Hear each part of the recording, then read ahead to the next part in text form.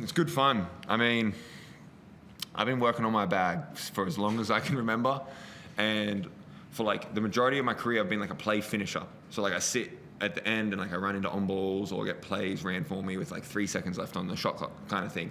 And then it's just like I came here, and the amount of reps you get in training and in game just helps you like improve at such a rapid rate when you put in those hours of working out. So it's like every day I feel like I'm getting better at basketball, like faster than I ever have, because you just get so many great reps. And so for me, it's like I love just getting better at basketball, and I get to come out here tonight, and again, it's like, wow, I've got so many reps out there to get better, and I have a lot of fun doing that. It's only your second game of the season playing with Sam Waterberg, but it's obviously such a huge piece of the puzzle. How did he change the dynamic of the group? Oh, I mean, in so many ways. His athleticism. He only weighs 96 kilos though, so he's light. You know, we've been giving him some crap about that. 96 kilo 5-man. But anyway, he rolls hard. He's just a smart basketball player. He continues plays.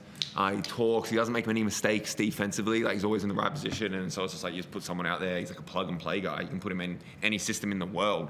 You know, I was saying to him this morning, like, you know, if you looked a bit cooler and played a bit tougher, you might be in the NBA in a couple of years, you know? So we'll keep on him, and he helps us be a better team, and it's fun out there with him. And Forde, you played Marcus Lee and Sam Waterberg for some big minutes in the fourth quarter, and it seemed to work, obviously, but just talking through that dynamic between those two and just having that option playing Sam and Marcus Lee together. Yeah, I mean, again, like Marcus was having a great game, and we went in. KG's momentum's been fantastic the last couple of weeks. But this was probably one, not necessarily anything that KG did wrong. I think Marcus was just in this amazing element. So we wanted to roll with his momentum. And again, the pairing of him and Wardenberg wasn't something we really trained for or anticipated. But we went out there, and like Jack said, you know, Wardenberg's always been a plug-and-play guy. So you can put him at the 4, put him at the 5. And that's what we really missed, you know, what his ability to connect the 5 on the floor. So, we'll keep looking to expand on that for sure. And just on McVeigh, he played some good minutes in the fourth quarter as well, and just put a lot of energy off the bench, particularly on the defensive end. Yeah, Drew got himself in a little bit of foul trouble, and so, and again, like Mojave needed some minutes to sit on the bench, and so we wanted to maintain a level of effort defensively. No one was switching quite a bit. He's got good size. So we want him to pick up full court, dog the ball. We want him to battle on the post a little bit. And he's also a high-volume rebounding guard. So, you know, we got beaten up a little bit against Tassie last week, giving up those offensive rebounds. And we wanted to obviously have that as a focus for tonight's game. So, you know, Mo was crashing rebounds both ends of the floor and doing exactly what he needed to do to keep himself on the floor.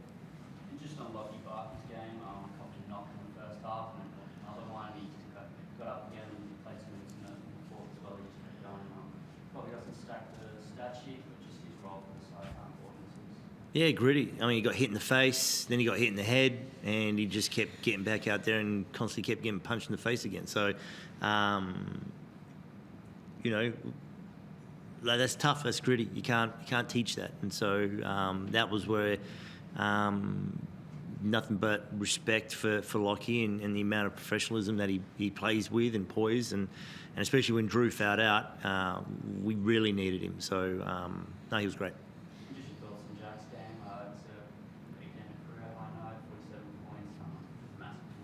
Yeah, it makes it easy. Like, you start running some schemes. We use him a little bit as a decoy. Then you realise that even him running as a decoy, the ball comes to him and he scores out of it. So, you know, there was a point, especially I think, you know, in the third or the start of the fourth, where Wardenberg was doing a great job finding him in a little cross-screen action, those away screens, and then Wardenberg was getting the easy ones on the rim because Jack's able to draw 2 defenders.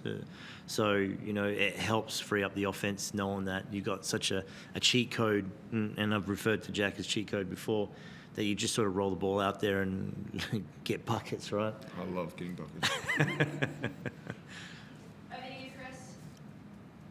Yeah, can I jump in and sort of talk on this career night? Firstly, congratulations on the 200 games as well. Oh, yeah.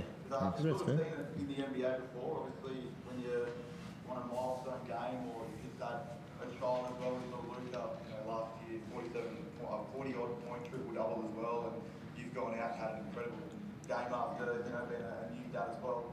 What is the kind of changes in you, I guess, to come out and have a big night like this? Is it the lack of sleep? Is it something like that you can kind of attribute it to? Oh, nah. Like, to be honest, I've been sleeping pretty well. I'm a heavy sleeper. We're bed sharing, and I'm just passed out. I said, oh, did he even cry last night? She said, yes, babe. So I'll be out. And then, like, to be honest, I just feel like I'm continuing to get better at basketball. You talk, like, a lot of people talk about new dads, specifically the whole, you see him and it changes your perspective. It sounds a little corny, but to be honest, I think I felt that like 5 years ago with my wife. And that's the escalation of my basketball improvement has already happened in that. So, like, obviously I saw him and loved him and stuff, but like that, taking the pressure away from the game, I've already fell, and I'm feeling like I'm in a good spot, and my wife's doing amazing, helping me, always prioritizing basketball, and so yeah, nothing too crazy. I just feel like I'm getting better at basketball. I don't want to get called out. I love my wife too. It seems I don't want to get in trouble because I don't mention. 5 years I've never mentioned my wife, so I love my wife too. So I don't want to get in trouble. We all let that one get out there as well. But what does it kind of do as well when you're playing with your brother as well? You speak about the family aspect and having that sort of hold down as well, and someone to go home to every night and to be able to speak to and communicate with the ups and downs of basketball. But playing with your brother who sees it from a bit more of a different aspect to someone like your wife, how does that kind of go on throughout the season? No, we get after it. He is a big process when it comes to getting better at basketball for me. Like, every day we're in there, we make sure we're the first ones in there, we're playing ones, we're getting after it, we're competing. We go home, we talk about hoops. At times I need to tell him to get away from me because he's yapping too much about hoops. I'm like, I need a break. Like, it's wearing me down. But like, we come in every day and we're competing and we're hunting, and we want to be the best, and that iron on iron, like each off season now for the last 3, especially as he's gotten older, because before that it was a lot of beating him down. But he's hit that age now where we truly compete, and yeah, it's like, grateful.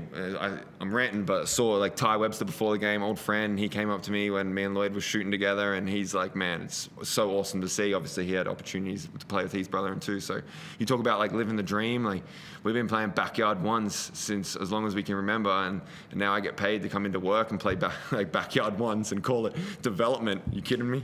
Yeah. I love it, mate. And Forde as well. What does this win kind of do for your guys' season? You've had a tough stretch with injuries and integrating a new roster and everything that you guys have dealt with throughout the first half of the season. But a massive win tonight against the Breakers, who albeit have been playing some pretty good basketball kind of over the last month and a bit.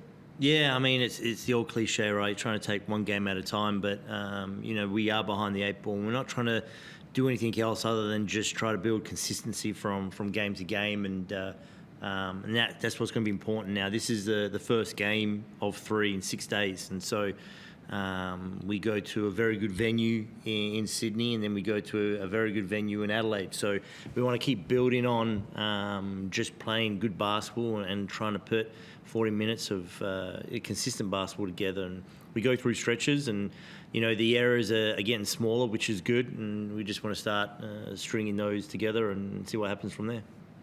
Last one from me, mate. Schofield looked a little bit stiff at times and a little bit tender. Is he still working through? Obviously, he's missed a game here and there, and has been managed his minutes as well. But is he still battling a couple of injuries there that might affect him throughout the rest of the season? Yeah, I mean, he's the ultimate professional, and he's doing all the right things to work on his body and get right. But this was, and I guess similar to KG, it wasn't necessarily anything they did wrong. I think, like, again, when Jack's having 47 and Wardenberg's 2 assists short of a triple-double, and Marcus Lee's playing, some great basketball, it's kind of hard to find a reason to sub them out unless they want a rest. So, yeah, it wasn't anything necessarily that they did wrong. It was just we had those 3 guys playing some really good basketball and wanted to close out with them. Now, congratulations on the massive win, and Jack, congratulations on 200 games as well. Thanks, man. I'll start with you, Jack, just quickly. Are you pretty confident? No, you good. Hey, are you pretty confident now that you've got most of your team back, you've still got Rain to come back in, that the second half of this year can be pretty good for this team? I mean, yes, but I don't think about it too much, to be honest. I'm just showing up and trying to get better at basketball and then bring as many guys with me as I possibly can, take it a game at a time. There's definitely like a certain level of expectation. I was particularly like frustrated last week losing that Tassie game and stuff like that, but we're just going to show up. We're going to keep getting better, keep grinding away, and like that's what we love to do. We know you love getting buckets, but was the play that you enjoyed the most tonight the alley-oop that you threw to Marcus? No, definitely not. I'd be lying if I said it was. I love getting buckets. I love making tough shots. I love shooting bad shots on three people, and it's always a balance. But what gets me up in the morning is making tough shots. That's a good answer. Forde, Drew did a lot of things right. I mean, you were plus 15 with the amount on the floor as well, but you struggled against their pressure in that last minute or two, and I can't help but think it would have made a big difference if he stayed out there. Oh yeah, I know. I told him the game wasn't even over yet, and I just remember I looked him dead in the eye and I said, "You can't foul out for the rest of the season." So he's always been great, and this is when we talk about Drew. You know, he sees the game through the lens of the coach. You know, even when we're doing shoot around, you know, we go through like a checklist of plays when we go through shoot around, and then now I'm taking pause because you know Drew's talking to Jack about, hey, in this particular set, where do you want to get the ball, and then what can flow on after it, and then you know defensively, you know he's you know the schemes and how we want to defend and just feeling the temperature and gauging it. You know he's the barometer of this team. You know, he goes 2 of 7, but, you know, he sacrifices his own scoring because Jack had a hot hand. There's not too many guys in the league, I think, in general, anywhere in the league, that will sit here, and especially as an import, to say, hey, I'm actually going to take less shots because I see, you know, like how effective Jack is. You know, that for someone to sort of check their ego and put the team first, genuinely put the team first, I think it just shows volumes of the character that Drew has. And, yeah, he just can't foul out ever again. Absolutely. Thanks, guys. Thank you. Cheers.